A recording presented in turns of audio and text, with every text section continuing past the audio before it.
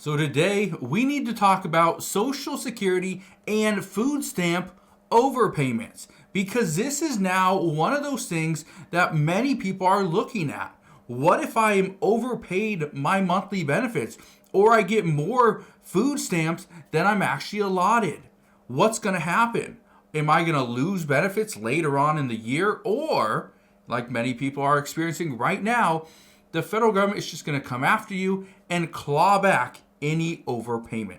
Now, I want to explain what's going on here, how this is going to impact millions of people, but what we are also seeing, not just from the federal level, but from states as well. Because right now, many lawmakers, Republican and Democrats included, are now saying that, yes, we are overpaying for certain things and there's no repercussions for it. States are getting away with sending billions of dollars to people that are not eligible for certain benefits. The federal government is doing the exact same thing.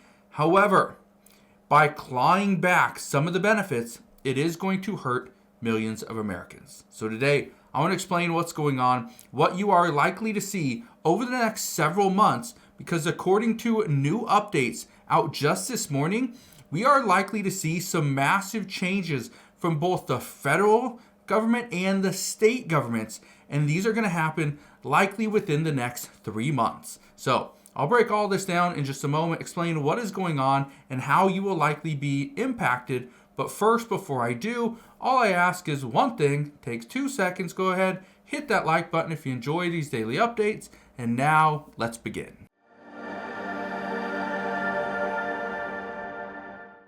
So I hate to say I told you so, but this is happening. According to many reports, what the federal government is attempting to do at this time is try to claw back all those unnecessary expenses that they have incurred over the past several years. Now, some of which are to certain benefit programs like SNAP benefits or Social Security. Others, we are seeing more and more discussions happening regarding the unemployment, even enhanced unemployment that we got 5 years ago. There's a lot of discussions and people are asking, where is that money? How did we actually benefit from sending out billions or trillions of dollars? Well, here's what I want to show you. This is an article, it was obviously about a month ago, but it says Social Security change coming this week. The change actually happened on March 27th of 2025. It says the agency begins taking back 100% of overpayments. Says Social Security is reinstating its controversial plan to withhold 100% of people's benefits if the agency has overpaid them. Last year, it began withholding 10% of the funds it accidentally overpaid. Now, this is something we've seen for almost a month. Okay, this has been going on for 3 weeks now.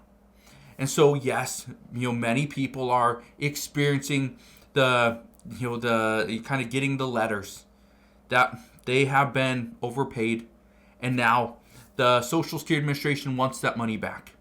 And as a result, one of the things that they're doing is they're actually going to stop making payments to you. They're simply going to say, okay, you were overpaid, $4,000. That's a lot. But here's what we're going to do. Instead of us saying, you know what, we want you to pay all $4,000 today. What we're going to do is we're just going to withhold your entire Social Security benefit until it's paid off. But we're going to withhold 100% of it. That's kind of what's happening. Well, guess what? That's happening with other things as well. I want to show you this. Look at this right here. It says, Iowa Republicans propose zero tolerance policy to end food stamp overpayments. Okay? Now, this was back in January. Now, I want to read this to you because we are seeing so many states are looking at this exact same thing, trying to get back as much money as possible. And there's a reason why, and it's both Republican and Democratic states. The reason why they are trying to claw back as much money as possible is because the federal government is saying, we're going to stop helping you. You better figure out where there was fraud, wasteful spending, and abuse, or else we're going to stop giving you money. That's what we're hearing. Look at this.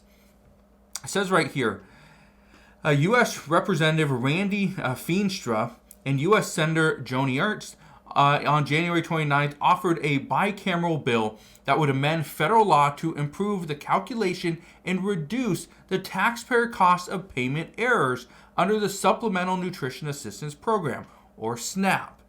Goes on to say, with over $36 trillion in debt and counting, we have no time to waste to pinpoint every possible area to save taxpayer dollars and hold bureaucrats accountable. One sector that needs serious reform is the SNAP program, which can be like using cash to buy eligible food items from authorized retailers. Goes on to say, and I want to read this to you right here. It says, the congressman sponsored the Snap Back Inaccurate SNAP Payments Act, H.R. 762, would lead original co-sponsor, U.S. Representative Bost, to strengthen the integrity of the SNAP program by establishing a zero-tolerance policy on benefit overpayments. Now, they want to strengthen the integrity of the program. This is why this is a huge, huge thing. And again, this is a few months ago. The reason why, and this is exactly what people are discussing, is if we can't provide additional benefits, provide more revenue to these programs, if we can't reduce the cost, right? And this is one way to do it.